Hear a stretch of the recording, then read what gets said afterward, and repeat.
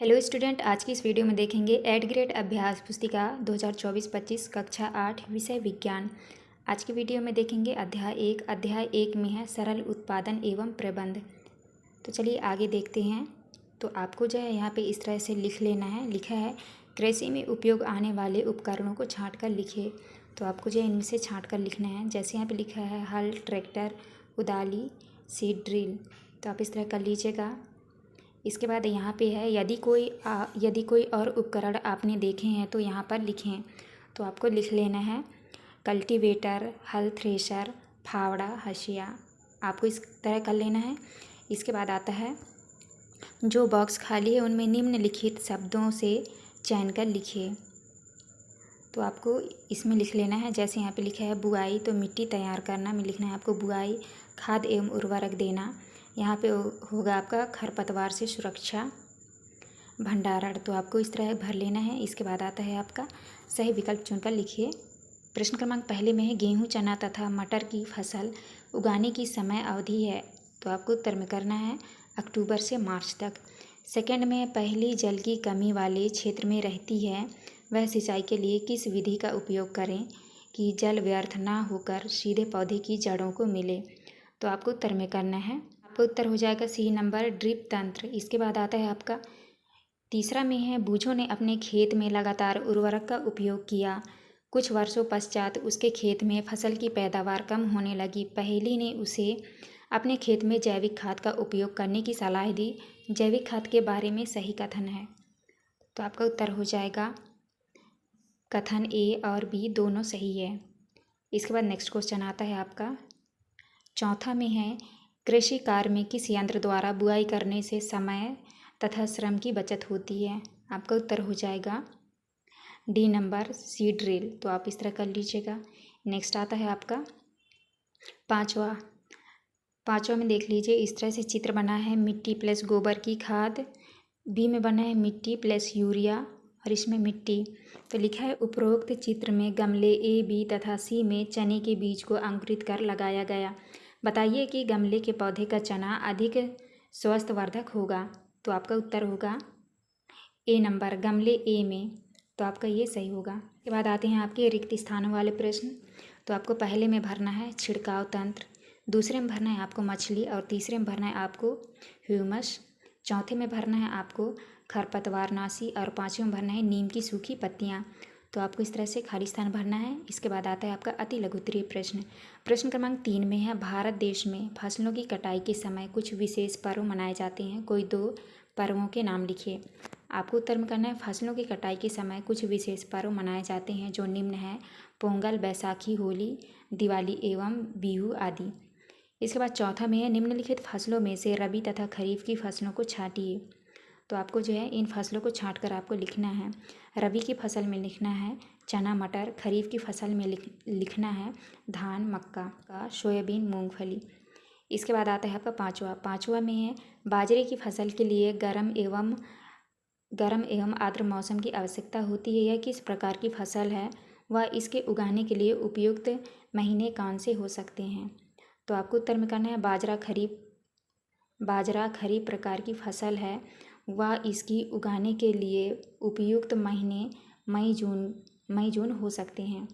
इसके बाद छठवें में इन बॉक्सों को सही क्रम में इस प्रकार लगाइए कि गेहूं की फसल उगाने का रेखा चित्र तैयार हो जाए।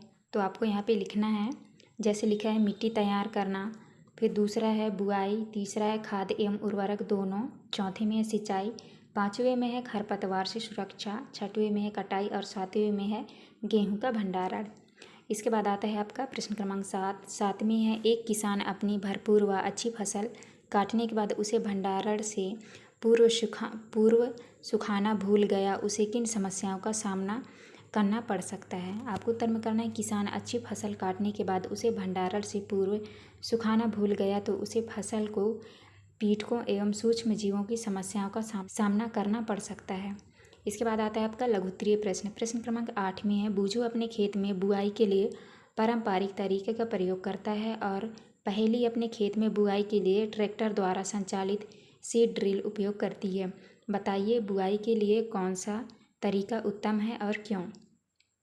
आपको उत्तर में करना है खेत में बुआई के लिए ट्रैक्टर द्वारा संचालित सीड ड्रिल का तरीका उत्तम है, क्योंकि इसके द्वारा बीजों में समान दूरी एवं गहराई बनी रहती है। इससे बीजों को पक्षियों द्वारा खाए जाने से रोका जा सकता है। इसके बाद 9वां क्वेश्चन आता है आपका। प्रश्न क्रमांक 9 में है चित्र को पहचानिए, ये चित्र सिंचाई की किस पद्धति से संबंधित है। चित्रों को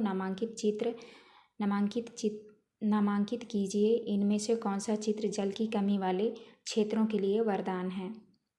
तो यहाँ पे देख लीजिए, लिखा है मोट, रहट, छिड़काव तंत्र, ड्रिप तंत्र। यहाँ पे आपको लिखना है इसमें से ड्रिप तंत्र का चित्र जल की कमी वाले क्षेत्रों के लिए वरदान है, क्योंकि इस विधि में जल बूंद बूंद करके सीधे पौधे की जड़ों में गिरती है। इसके बाद नेक्स्ट आता है आपका प्रश्न क्रमांक 10। प्रश्न क्रमांक 10 में कभी कभी खेत में फसल के साथ कुछ अन्य अवांछित पौधे भी उग जाते हैं, जो आप उन्हें कैसे हटाएंगे और क्यों हटाएंगे। आपको उत्तर में करना है खेत में फसल के साथ कुछ अन्य अवांछित पौधे भी उग जाते हैं, उन्हें निराई करके हटाएंगे, क्योंकि अवांछित पौधे जल, पोषक जगह और प्रकाशन से स्पर्धा कर फसल की वृद्धि पर प्रभाव डालते हैं। नेक्स्ट है आपका 11 में है एक बर्तन में स्वस्थ और कमज़ोर बीज रखें। हम इसमें से स्वस्थ और कम बीजों को कैसे पृथक करेंगे। आपको करना है एक बर्तन में स्वस्थ और कमज़ोर बीज रखे हैं। हम इनमें से स्वस्थ और कमज़ोर बीजों को पृथक करने के लिए एक बर्तन में पानी लेंगे, उसके बाद उसमें बीज डालेंगे। स्वस्थ बीज नीचे जाएगा एवं कमज़ोर बीज ऊपर तैरने लगेगा। नेक्स्ट आता है आपका 12 में है आपको खेती के लिए एक सूखा भूखंड दिया गया है। बीजों को बोने से पूर्व आप क्या क्या तैयारी करेंगे और क्यों। तो आपको करना है बीजों को बोने से पूर्व हम सबसे पहले मिट्टी को पलटना तथा उसे पोला करेंगे, क्योंकि उलटने पलटने और पोल करने से पोषक पदार्थ ऊपर आ जाते हैं और पौधे इन पोषक पदार्थों का उपयोग कर सकते हैं। अतः मिट्टी को उलटना पलटना एवं पोला करना फसल उगाने के लिए अत्यंत महत्वपूर्ण है। नेक्स्ट है आपका दीर्घ उत्तरीय प्रश्न। प्रश्न क्रमांक 13 में है बूझो तथा पहेली अपने खेत में खड़ी फसलों को देखकर बातचीत कर रहे हैं। तो आप जो है इसको पढ़ लीजिएगा। क्वेश्चन आता है उपरोक्त बातचीत के आधार पर प्रश्नों के उत्तर दें। पहला प्रश्न है उर्वरक में कौन से पादप पोषक तत्व प्रचुरता में पाए जाते हैं। आपको उत्तर में करना है उर्वरक में नाइट्रोजन, फास्फोरस तथा पोटेशियम तत्व प्रचुरता में पाए जाते हैं। नेक्स्ट क्वेश्चन है मिट्टी को ह्यूमस कौन प्रदान करता है। तो उत्तर में करना है मिट्टी को ह्यूमस सूक्ष्मजीव प्रदान करते हैं। तीसरे में जैविक खाद से क्या लाभ है। उत्तर में करना है जैविक खाद से मिट्टी को ह्यूमस अधिक प्राप्त होते हैं एवं फसल में अधिक गुणवत्ता होती है, यह जो स्वास्थ्य के लिए लाभदायक है। चौथा क्वेश्चन है उर्वरक तथा खाद में से फसलों तथा मिट्टी के लिए क्या अच्छा है और क्यों। आपको उत्तर में करना है उर्वरक तथा खाद में से फसलों तथा मिट्टी के लिए खाद अच्छा है, क्योंकि इसमें फसल अधिक गुणवत्ता वाली प्राप्त होती है। पाँचवें में है उर्वरकों की कोई 2 उदाहरण दीजिए। आपको करना है उर्वरकों के 2 उदाहरण। पहला है यूरिया, दूसरा है पोटास। इसके बाद नेक्स्ट क्वेश्चन आता है आपका 14 में है, तो आपको 14 का आंसर करना है संभावित कारण। पहला है किसान द्वारा अच्छी गुणवत्ता वाले बीज नहीं बोए गए। दूसरा है किसान द्वारा खादों उर्वरकों उपयोग सही प्रकार से नहीं किया गया।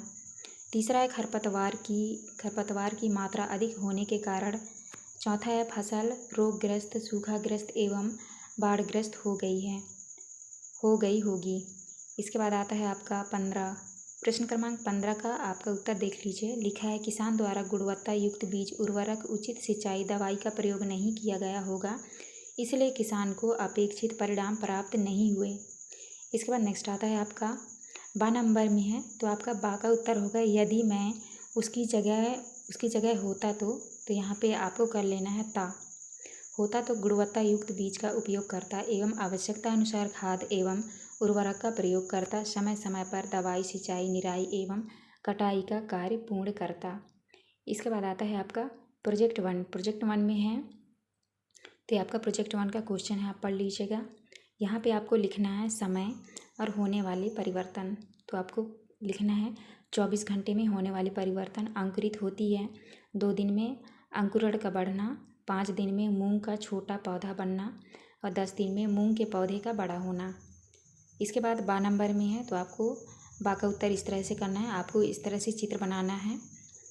सेम अंकुरण पौधा और सेम का पौधा। तो देख लीजिए यहाँ पे कैसे अंकुरण होता है, आपको इस तरह से चित्र बना लेना है। इसके बाद नेक्स्ट आता है आपका प्रोजेक्ट 2। तो प्रोजेक्ट 2 में आपका ये दिया हुआ है, जैसे पहले में लिखा है बीज चयन का महत्व, सिंचाई की विधियाँ। तीसरा है अधिक शीत, अधिक गर्मी व अधिक वर्षा का पौधा पर प्रभाव। चौथे में उपयोग में आने वाले उर्वरक एवं खाद। पाँचवें में व्यावसायिक उपयोग। तो चलिए उत्तर में लिखते हैं। पहला है बीज चयन का महत्व अच्छी फसल के लिए होता है। दूसरा है सिंचाई की विधियाँ, ड्रिप तंत्र, छिड़काव तंत्र। तीसरा है अधिक शीत, अधिक गर्मी व अधिक वर्षा का पौधा खराब हो जाता है। और चौथे में यूरिया, यहाँ पे आपका हो जाएगा पोटास। यहाँ पे आपको कर लेना है पोटास, NPK उर्वरक एवं गोबर खाद का प्रयोग। पाँचवें में है व्यावसायिक उपयोग, आय के प्रमुख स्रोत हैं। तो आपको इस तरह करना है। इसके बाद आता है आपका 12 नंबर में पहला क्वेश्चन है। तो बा का पहला क्वेश्चन का आपका आंसर होगा कल्टीवेटर, सीड ड्रिल। इसके बाद नेक्स्ट क्वेश्चन आता है, देखना है आपको पौधों के खरपतवार से बचाने के लिए पौधशाला में उगाया जाता है। चौथा का उत्तर होगा खरपतवार जल व पोषक एवं फल की वृद्धि पर प्रभाव डालते हैं। पाँचवें का आंसर करना है आपको सुखाना, छानना। तो आपको इस तरह करना है। ये था आपका लास्ट क्वेश्चन। यहाँ पे हमारी वीडियो कंप्लीट होती है। वीडियो अच्छी लगी तो प्लीज़ हमारे चैनल को लाइक एंड सब्सक्राइब करिएगा। मिलते हैं अब नेक्स्ट वीडियो में।